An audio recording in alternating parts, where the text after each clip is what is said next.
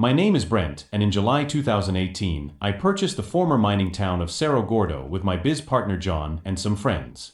Cerro Gordo was once California's largest producer of silver and once had nearly 5,000 residents and 500 buildings. Today, there are 22 buildings left, and I'm working to restore the town for more to be able to enjoy it. It's an important piece of history. They pulled nearly $500 million worth of minerals out of Cerro Gordo, and in its heyday, the town averaged a murder per week. That's led to many paranormal experiences, rumors about hidden treasures, and many more legends around the town. I came up here in mid-March to act as caretaker. I imagined coming up for a few weeks. It's been over 6 months now. During that time here was a few snowstorms, a devastating fire, earthquakes, a flood that washed out the road, and a lot more.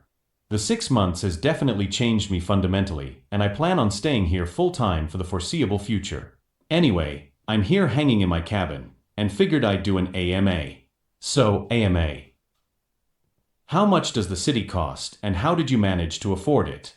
$1.4 million, basically. I invested all my savings into it and convinced other people.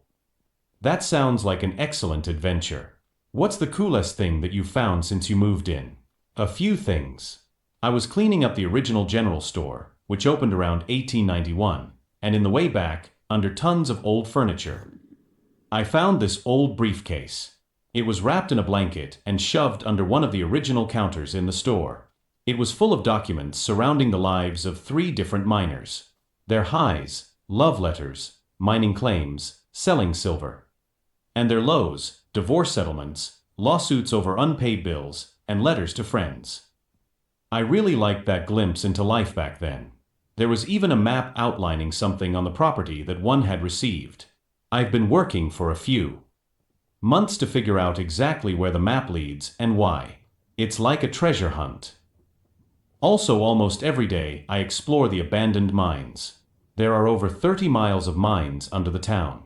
I find all sorts of things from the past, and I really like it. I keep them all in this small museum I'm making. Dynamite boxes, old clothing, etc. What I really want to find is Levi jeans. Levi's made the first blue jean for California silver miners in 1873. They are the thing to find for denim collectors, and Levi Corporate can buy them back for close to $100,000 because they're so rare. They found original Levi's here before in the mines and in the buildings. So I know they're here. I just have to find them. Have you had any paranormal experiences? If so, can you detail them? I'll preface my answer with this. Before buying the town, I was firm non-believer. It wasn't something I believed in or thought about, so that element of the town wasn't interesting. Since being here, there have been a number of experiences that have moved me along the scale closer to thinking skeptical, but not impossible. One of my earlier days here, I was walking by a building called the Bunkhouse from 1900. You have to walk by it to get to this nice sunset spot. As I was walking by, I noticed that the light in the kitchen was on and someone opened the kitchen blinds, looked out, and closed them. It didn't immediately freak me out because there had been some people working on the property and I had just got there the day before. I thought maybe they were staying in that building. So I went about my night and in the morning asked the caretaker, who was here at the time, how long the contractors were staying in the bunkhouse. He kinda slowly turned to me and said they had left weeks ago. That made my stomach drop a bit, but I'm a rational person, so I went over there to check for drafts or anything weird.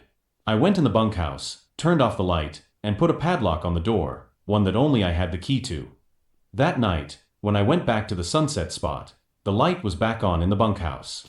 Not just on, but the switch was flipped back up.